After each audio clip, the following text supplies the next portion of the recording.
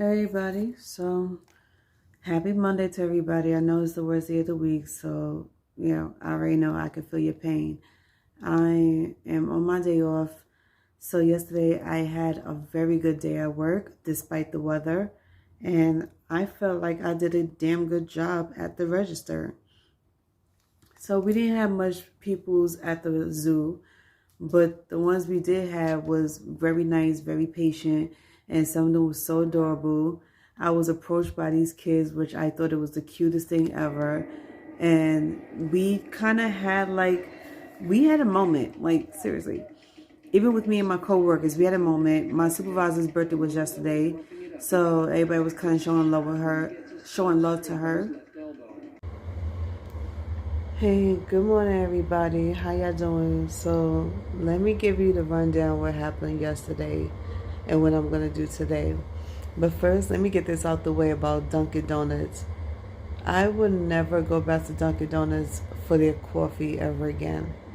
Their coffee tastes like water. It's like a watered down coffee, like brown water. Pretty much like that.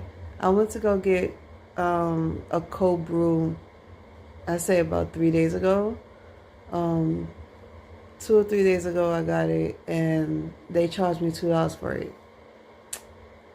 If they be lucky, that's only $2 because I'm not paying. Like originally, the coffee would be $4 and up. It's not worth it. Anybody that goes to Dunkin' Donuts for coffee, you'll be wasting your money. Cause to me, it tastes like brown water with sugar, pretty much. And I was like, okay, I tried the difference between the food cart and Dunkin' Donuts. Even the food cart got more taste to it. So around here in the Bronx, anybody that doesn't live in the Bronx, or doesn't even live in New York City, let me tell you how it is. Around here, it's we got food carts around here, breakfast carts, coffee carts. We have all types of carts out here that's in front of stores and train stations and supermarkets. And their stuff be tasting way better than the original people's, like in Dunkin' Donuts. And their coffees is only $2 and it's big. Now their version of a medium or a small is like big as hell. And for me, it takes about a good 3 hours to finish that big ass cup of coffee.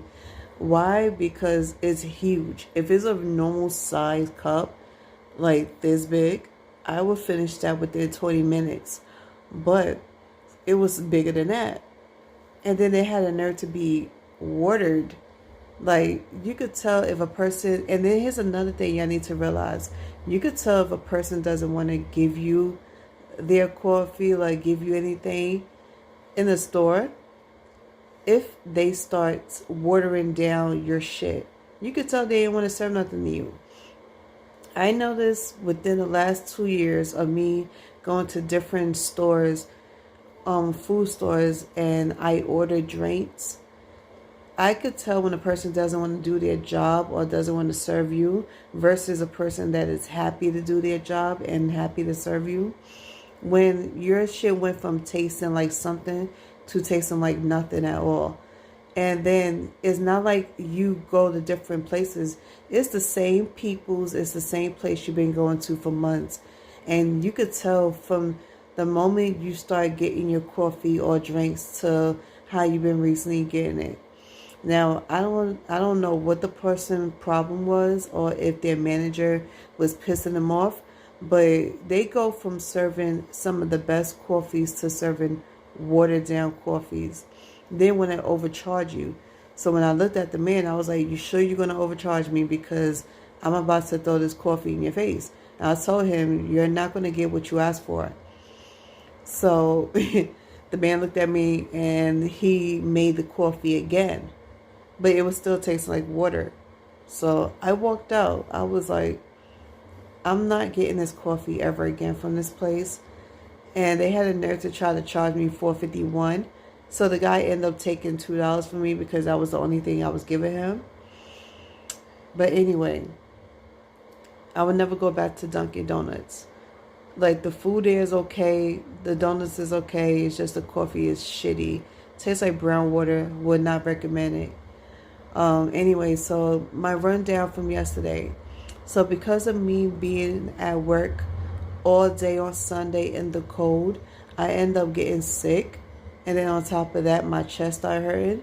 So I went 3 hours without telling anybody and without taking anything. And then I finally took my muscle relaxers, but it still didn't work. So I ended up in the hospital.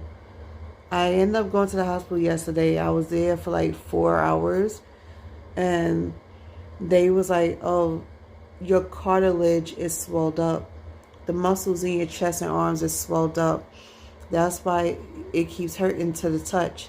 Because when I was touching my chest, it was painful. Like, it still hurts to this minute. But the pain will go down soon if I keep taking the aspirins. And it's funny because I was taking aspirins to help me with my pain for this last year. And my doctor, not my original PCP, but the doctor that was taking over my doctor's place, had a nerve to tell me, don't take none of the ibuprofens that you've been taking, when it was saving me from pain. When I was taking my ibuprofens, it was because I had major problems with my back. It was chronic pain in my chest. And my original doctor was telling me to take the ibuprofen. She'd rather have me take that than to take the Tylenol, because Tylenol really does mess up with your kidneys and your liver, whatever the case is. And she was like, don't take it ever again unless the doctors in the hospital tell you to take it. And then they gave me naproxens. So long story short, a pill that I was taking that was saving me and saving my life forever now, they told me to stop taking it. But the doctor in the hospital told me I can't take it because it helps. And it depends on the milligrams and if you eat before you take it.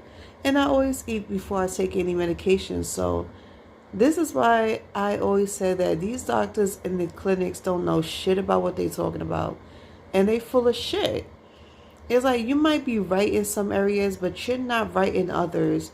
And if a person's been taking the same type of medications most of their lives and it's been saving them from pain, why tell them to not take it anymore? This is what I don't understand. And because of her, I was in chronic pain for the last 2 months. I was confused about what to do. Me taking a shower and letting the hot water hit my chest was not helping.